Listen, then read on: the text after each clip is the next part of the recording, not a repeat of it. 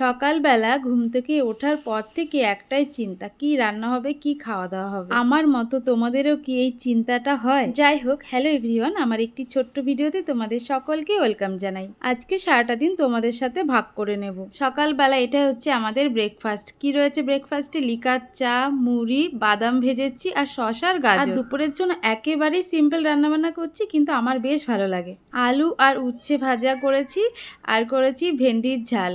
গরম ভাতে না এই ভেন্ডির ঝালটা আমার ভীষণ ভালো লাগে, সর্ষে বাটা দিয়ে একদম মাখা মাখা করে করেছি।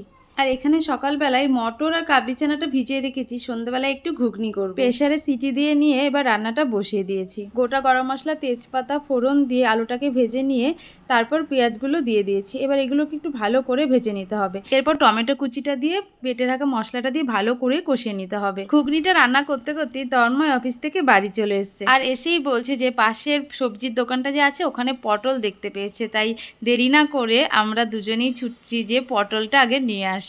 কারণ প্রায় 3-4 মাস হয়ে গেছে পটল খাই না। এখানকার যে সবজি দোকানগুলো আছে সেখানে পটল দেখাই যায় না, তো এই দোকানটাই তুলেছে, তাই ভাবলাম যে না, নিয়ে আসি, ঘুগনিটা পরে খাবো।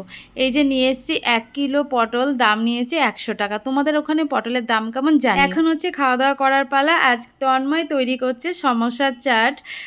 প্রথমে দেখো সিঙ্গারাটাকে এইভাবে একটু ভেঙে নিয়েছে, তারপর ঘুগনিটা অ্যাড করে দিয়ে সমোসার চাট বানাবে, যেভাবে দোকানে তৈরি করে ঠিক সেভাবে। আর আজকে যে খাওয়াটা হচ্ছে না, সেটা হচ্ছে আমাদের সন্ধেবেলা বলো বা রাতের ডিনার, একবারে খাওয়া দাওয়া হয়ে যাচ্ছে। এই যে সস টস ঢেলে দিয়েছে, শশা কুচি সমস্ত কিছু রেডি করে দেওয়া হচ্ছে। ঘুগনিটা যতই টেস্টি করে রান্না করা হোক না কেন, শুধু শুধু খেতে একদমই ভালো লাগে না। আমার সাথে হয়তো তোমরা অনেকে একমত হবে, জানিও আমাকে। ঘুগনিটাকে যদি এইভাবে রেডি করা হয় তাহলে টেস্টটা অনেক গুণ বেড়ে যায়। তোমরা কারা কারা ঘুগনি খেতে ভালোবাসো কমেন্ট বক্সে জানিও। একেবারে সাধারণ একটি দিনের অতি সাধারণ খাওয়া দাওয়া তোমাদের সাথে ভাগ করে নিলাম। খুব ভালো কেটেছে আজকের দিনটা। তোমাদের কেমন কাটলো কমেন্টে জানিও। নেক্সট ভিডিওতে আবারও তোমাদের সাথে কথা হবে। সবাই ভালো থেকো।